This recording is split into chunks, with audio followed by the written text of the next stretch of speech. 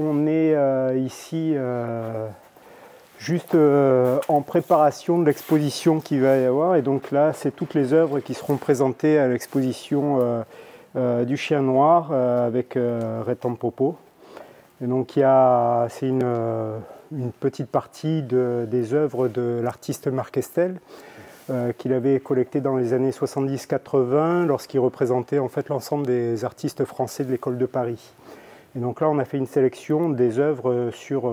Qu'est-ce qui a guidé ta sélection? Alors, en fait, on s'est dit comment présenter la France. Et donc on est parti sur l'image de la France et donc le paysage. Et donc ce sont que des peintres français appelés sous l'école de Paris, la deuxième école de Paris, qui est un mouvement en fait qui présentait en fait le temps, l'environnement, un peu comme les impressionnistes et la première école de Paris. Mais donc on dit que c'était les peintres témoins de leur époque.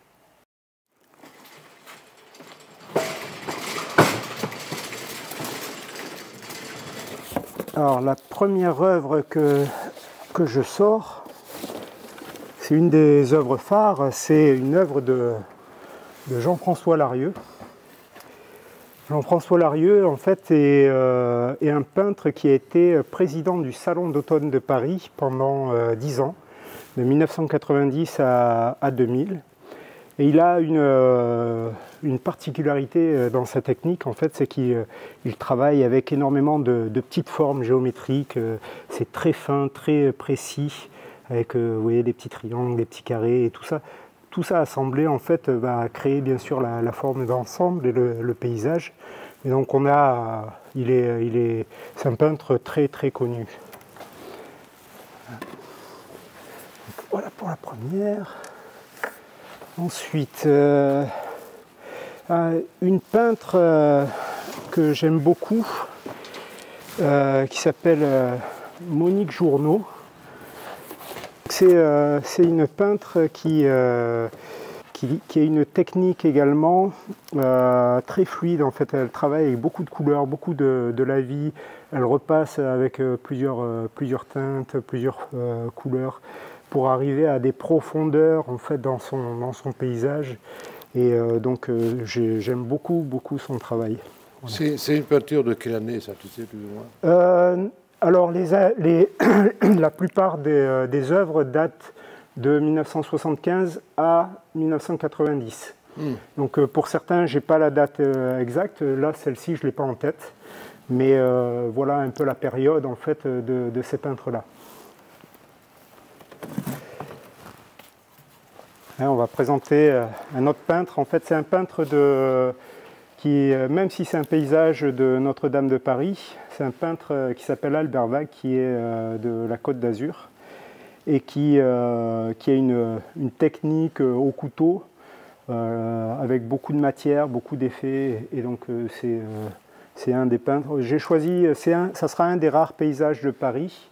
L'ensemble des paysages qui ont été choisis, en fait, représentent la France. Donc, celui-ci représentera Paris, même si j'aurais pu présenter des toiles du même peintre présentant la Provence ou la Côte d'Azur. Ah. Alors, l'avoine. L'avoine, en fait, je choisis cette peinture pour le lieu. Le lieu, un des lieux mythiques en fait des paysages de France. Étretat. Voilà, les falaises d'Étretat. Donc avec bien sûr le célèbre trou dans la roche.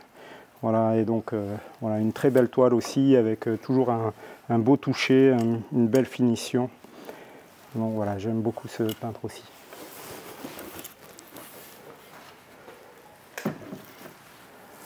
Alors, qu'est-ce que je peux vous montrer sans tout vous dévoiler non plus? Ah si, ben, je ne vais pas la sortir, elle est emballée, mais j'en ai un deuxième exemplaire ici. On va vous présenter aussi une lithographie d'Édouard McAvoy. Édouard McAvoy, tout à l'heure je vous parlais de Jean-Marie Larieux qui était président du Salon d'automne. Donc McAvoy a également été président du Salon d'automne avant Jean-François Larieux. Et donc là, ça sera une deuxième vue de Paris avec la Tour Eiffel, le Sacré-Cœur et d'autres monuments célèbres de Paris. Et donc voilà, une petite touche parisienne supplémentaire qui vous accueillera normalement. Une lithographie, c'est le cas. Une lithographie.